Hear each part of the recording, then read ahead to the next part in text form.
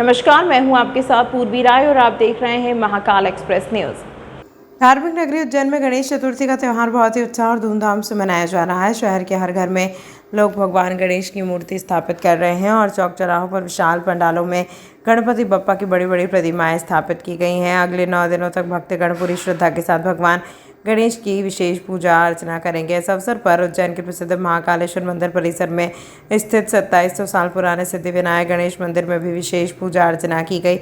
इस दौरान महानिर्वाणी अखाड़े के महंत विनीत गिरी महाराज और मध्य प्रदेश के मुख्यमंत्री डॉक्टर मोहन यादव ने विशेष पूजा अर्चना की और आरती में हिस्सा लिया। इस प्राचीन मंदिर का धार्मिक और ऐतिहासिक महत्व बहुत गहरा है। वाकणकर जी के शोध के अनुसार यह प्रतिमा लगभग 2700 साल पुरानी है और इसे राजा भर्तृहरि द्वारा स्थापित किया गया था। प्राचीन काल में इस स्थान पर महाकाल वन हुआ करता था और यहाँ एक अस्तबल भी था। यह परंपरा रही है कि महाकाल के दर्शन से पहले भक्तगण सर्वप्रथम श्री गणेश के दर्शन करते थे। गणेश उत्सव की धूम है और विघ्नहर्ता भगवान सिद्धिविनायक जी के पूजन का आज यहाँ महाकाल मंदिर प्रांगण में प्रतिवर्षानुसार हमारे चमू गुरु जी हमेशा याद करते हैं और भगवान की पूजा का सौभाग्य प्राप्त होता है।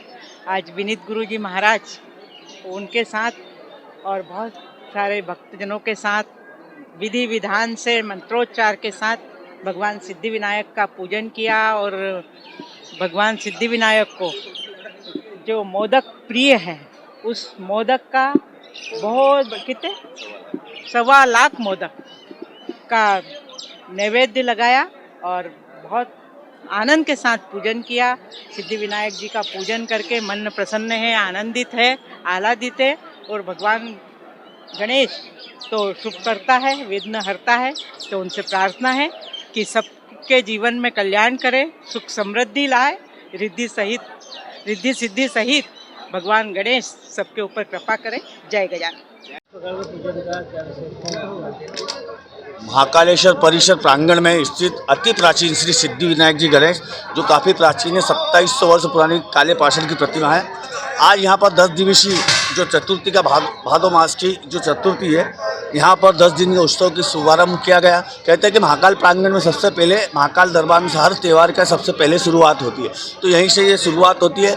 और आज प्रातःकाल भगवान श्री सिद्धिविनायक जी का पंचामृत पूजन अभिषेक किया गया।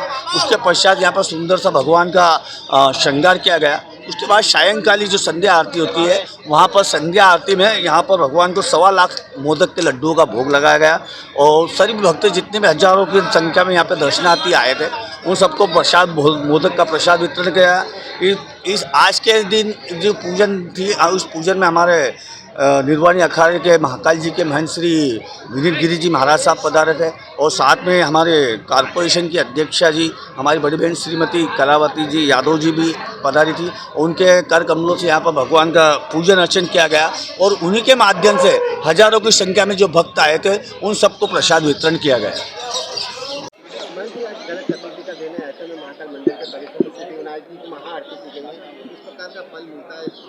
जी देखिए, बिल्कुल हमारे यहाँ पूरे भारतवर्ष में, पूरे सनातन परंपरा में गणेश चतुर्थी का बहुत ही विशेष महत्व माना जाता है। पूरे भारतवर्ष में अब तो भगवान गणेश का आवाहन होता है, उनकी स्थापना होती है। उसी क्रम में भगवान महाकाल के पावन प्रांगण में जो सिद्धिविनायक भगवान का मंदिर है, आज उसमें भगवान का विधिवत षोडशोपचार पंचोपचार पद्धति से अभिषेक हुआ है और उनकी महाआरती रखी गई, महाभोग लगा है। और भगवान गणेश रिद्धि सिद्धि के दाता हैं, शुभ लाभ के मालिक हैं। तो उनसे बस यही प्रार्थना है कि हमारे पूरे देश में रिद्धि सिद्धि खूब लोग आगे बढ़ें और खूब सबको रिद्धि सिद्धि मिले, शुभता सबको प्राप्त हो, और यही प्रार्थना भगवान गणेश से की गई। जय श्री महाकाल।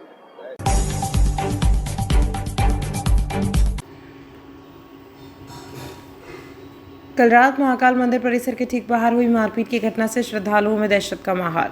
यह घटना महाकालेश्वर मंदिर के बाहर घटी। एक होटल के मालिक 2 भाइयों ने एक चूड़ी बेचने वाले युवक पर लोहे की पाइप से हमला कर दिया।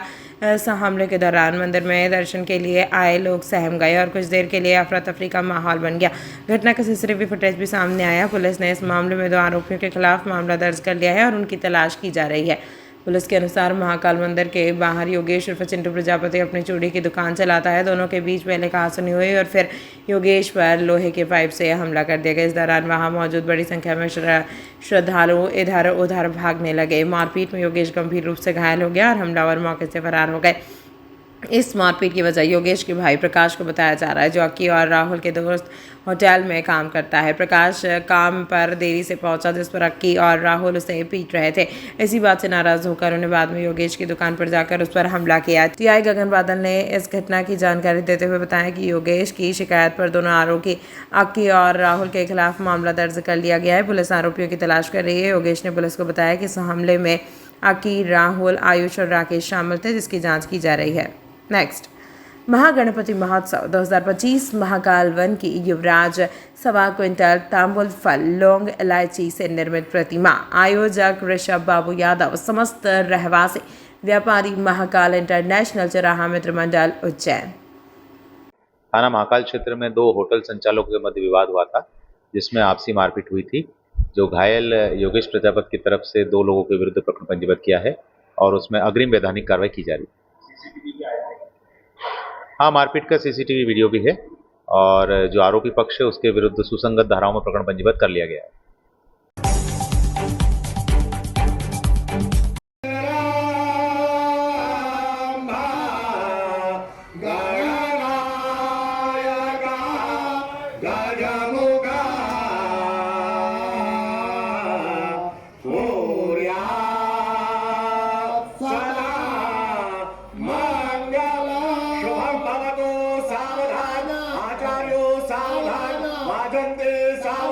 मंगल गायने सावधान तदेव लग्नं सुदिनं तदेव तारावलं चंद्रमलं तदेव।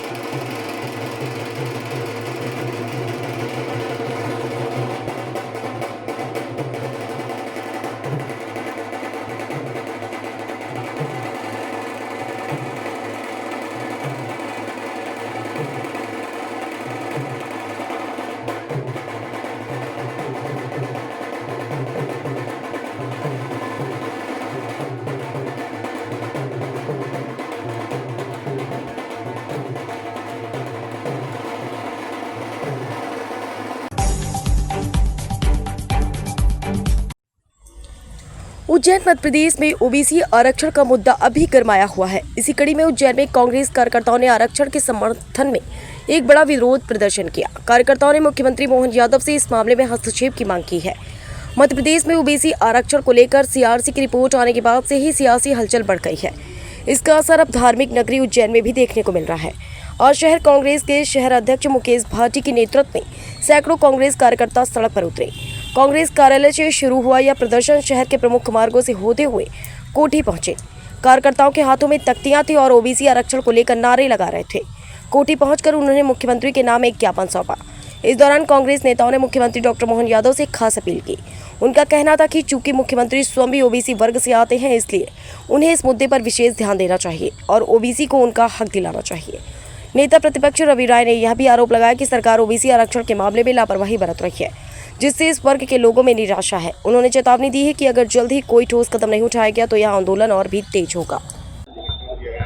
आज शहर एवं जिला कांग्रेस कमेटी के संयुक्त तत्वावधान में मुकेश भाटी जी के नेतृत्व में मध्य प्रदेश कांग्रेस कमेटी के आह्वान पर जो 2019 में मध्य प्रदेश की विधानसभा में जो कानून पारित हुआ था ओबीसी वर्ग को 27% आरक्षण का, भारतीय जनता पार्टी की सरकार की कथनी और करनी में अंतर है। मोहन यादव जी की सरकार में माननीय उच्च न्यायालय में हलफनामा देकर इस कानून को रोकने के लिए उन्होंने हलफनामा दिया और ओबीसी वर्ग के साथ अन्याय करने का काम भाजपा कर रही है। हमारी मांग है कि जो कानून बन चुका है वो कानून लागू हो और मध्य प्रदेश में ओबीसी वर्ग को 27% आरक्षण का लाभ मिले, प्रभावी तरीके से ओबीसी आरक्षण लागू हो, हमारी मांग है।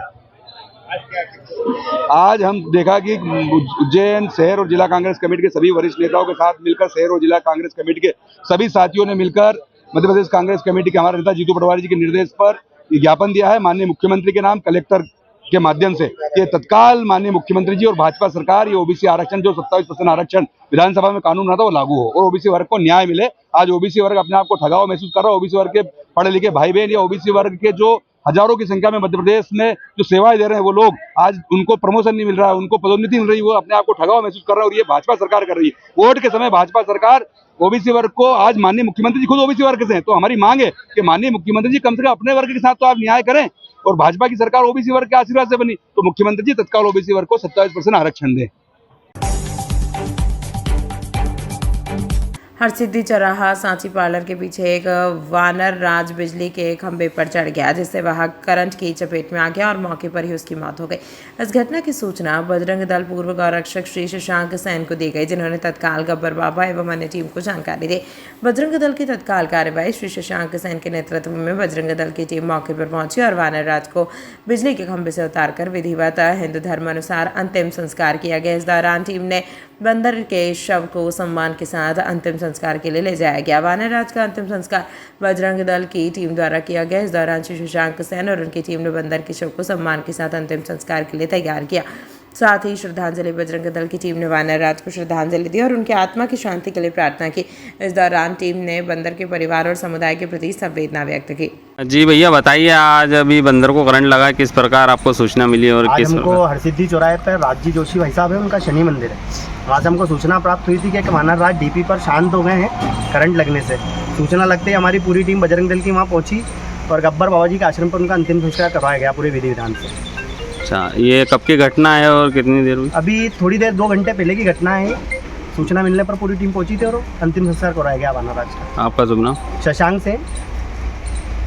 जी गुरुजी बताइए, बंदर राज का किस प्रकार अंतिम संस्कार किया गया? वो हमारे हरसिद्धि मंदिर पे शनि मंदिर है हमारे जोशी जी का, तो हमारा फ़ोन आया था उनके पास, शशांक जी के पास। शशांक जी ने हमें फ़ोन लगाया, बोले बाबा माँ बंदर शांत हो गया, डीपी पे लटक रहा है। हम गए ना से, हमारे पूरे बच्चे गए बजरंग दल के, उसको डीपी पे सब हाथ से उतार के हमारी कुटिया पे लाके पीछे हम संस्कार कर दिया।